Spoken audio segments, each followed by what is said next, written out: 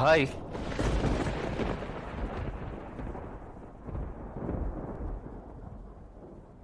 আমি তোকে বলেছিলাম তোর লড়াইয়ে আমি তোর পাশে থাকবো, কিন্তু মাঝ রাস্তায় তুই যদি লড়াই ছেড়ে শান্তির রাস্তা নিস তাহলে তোর আমার সম্পর্কে কিন্তু সমস্যা আসবে। তুই কিন্তু লড়াই ছেড়ে শান্তির রাস্তা নিচ্ছিস কৃষ্ণ, এটা আমি মেনে নেব না। আর লাজু শোন, আমি কিন্তু তোর বড় দাদা, এটা মনে রাখবি। আর কৃষ্ণ যদি তোর সঙ্গে খারাপ ব্যবহার করে তুই সেটা আমাকে জানাবি, কেমন? এ কি দাদা, তুমি এখানে? চমকি দিলাম তো, কেমন সকাল সকাল এসে হাজির হয়েছি দেখ।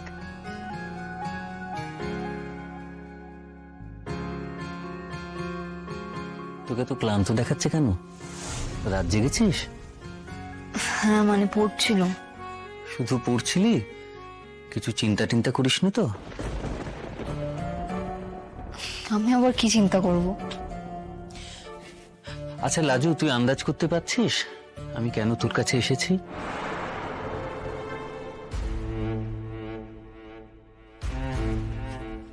কৃষ্ণ চলে যাবে ঠিক করেছে, শুনেছিস তো?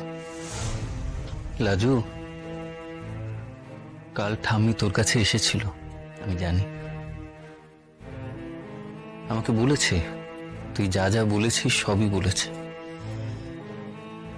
আমিও তোর কাছে একটা অনুরোধ নিয়ে এসেছি লাজু, তুই কৃষ্ণকে এই শহর ছেড়ে যেতে দিস না।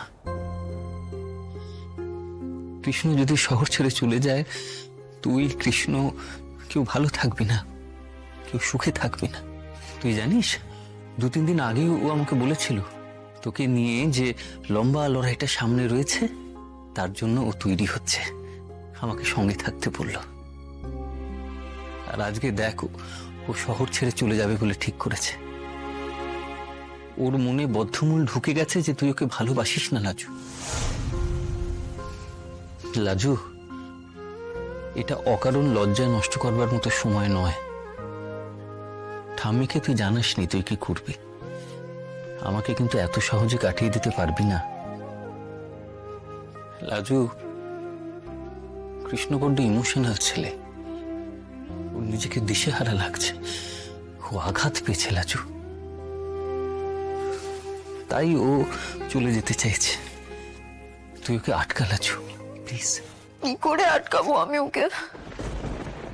চেষ্টা তো করছি কাল থেকে।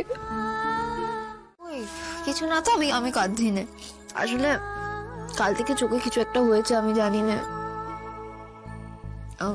চোখ থেকে জল কাটছে, পড়তে পড়তে চোখটা এমন হচ্ছে। আচ্ছা বলছি, তুই কলেজে কাউকে দিয়ে একটু চেক আপ করিয়ে নিস না রে। সেদিন জ্বর এলো, তুই ক্লাসে গেলি না, এখন আবার তোর চোখে জল কাটছে। তুই কিন্তু এসব একদম নেগলেক্ট করিস না, বুঝলি? এখানে একা একা থাকিস, নিজের একটু খেয়াল রাখ। আমাদের এই ছোটখাটো অসুস্থতা শুয়ে পড়লে চলবে না, বুঝলি? ঘাড়ে ঘাড়ে কিন্তু সেমিস্টার এক্সাম। তুমি চিন্তা করো না গো, আমি সামনে নেবো, কাউকে দেখাতে হবে না। সে তুই যা ভালো বুঝিস কর। আচ্ছা শোন না, আমি না একটু বেরোচ্ছি, বুঝলি? ওয়ার্ডেনকে বলে দিয়েছি তুই দরজা বন্ধ করে শুয়ে পড়িস। আজকে রাত্রিটা আমি একটু সুভদ্রাদের সঙ্গে থাকবো। আচ্ছা। হ্যাঁ রে, তোর একা থাকতে কিছু প্রবলেম হবে না তো? শরীরটা বেশি খারাপ করলে তুই কাউকে ডেকে নিতে পারবি তো? না না, আমি পারবো, তুমি এত ভেবো না, আমি ঠিক থাকবো, তুমি নিশ্চিন্তে যাও। আচ্ছা।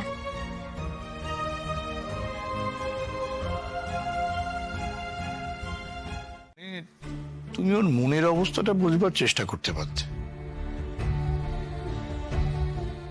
হয়তো ওর কারোর ওপর দুর্বলতা জন্মেছে, সেইটা একটু জানতে চাইলে ভালো হতো, মানে ওর মতামতটা অন্তত। হ্যাঁ,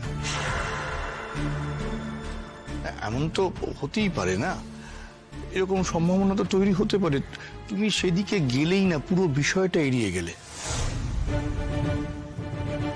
তুমি ওকে একটু বোঝো, সদ্য ডিভোর্স হয়েছে, ওর নিজেকে গোছাবার সময়টুকু তোকে দিতে হবে।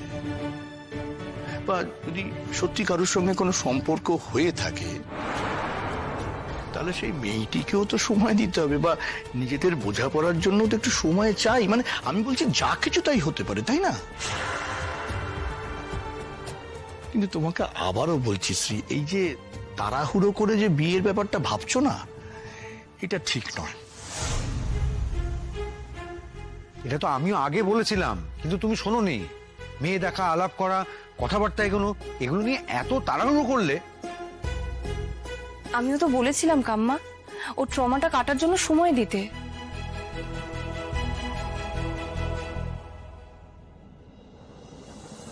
দেখো, ওরা আজকালকার ছেলে মেয়ে, ওদের জীবন, ওদের আজকের জীবন সম্পর্কে ভাবনা, চিন্তা, আবেগ, এগুলোকে আমরা সত্যি বুঝি না, আমরা বুঝি না।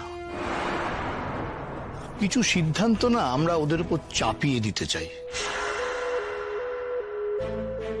যে সিদ্ধান্তগুলো আমাদের ঠিক মনে হয়, যে ধ্যান ধারণাগুলো মনে করি আমরা ঠিক, সেই সব ধ্যান ধারণা, চিন্তা ভাবনাগুলো আমরা ওদের উপর চাপিয়ে দিই। বা আমরা যেগুলোকে মনে করি যে এটা ভালো, এটা মন্দ, এই সমস্ত কিছুই ওদের উপর চাপিয়ে দিই বা চাপিয়ে দেওয়ার চেষ্টা করি।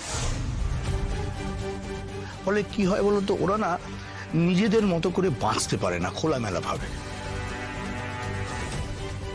এখন বাড়ির মধ্যেই যদি ওদের অস্তিত্ব এরকম সংকুচিত হতে থাকে, স্বাভাবিকভাবেই ওরা কি চাইবে, যে বাড়ি থেকে চলে যেতে।